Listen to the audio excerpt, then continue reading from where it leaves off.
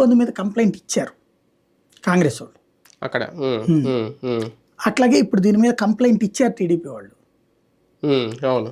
కాబట్టి కంప్లైంట్ ఇచ్చినప్పుడు యాక్షన్ ఉంటుంది, కంప్లైంట్ లేకపోతే ఉండదు. అందువల్ల ఇచ్చారు. కంప్లైంట్ ఆధారితమైనటువంటి నిర్ణయం మీద కోర్టులు జోక్యం చేసుకోవచ్చు, చేసుకున్నాయి. కాకపోతే అత్యవసరం ఏం కాదు అవి. కాకపోతే ఇక్కడ భయం సమస్య ఏముంటుందంటే జగన్ లేకపోతే ఇస్తారు లేదో తెలియదు. ఫర్ ఎగ్జాంపుల్ ఇప్పుడు చంద్రబాబు గారి టైంలో అన్న క్యాంటీన్లు తీసేయలేదా? అట్లాగే చంద్రబాబు టైంలో బిల్లులన్నీ నాపేలేదా? అట్లాగే రాజశేఖర రెడ్డి టైంలో కట్టించిన ఇళ్ళన్నీ నాపేలేదు చంద్రబాబు గారు. రాజశేఖర రెడ్డి టైంలో ఉన్నటువంటి బిల్లులు నాపేలేదు అయినా.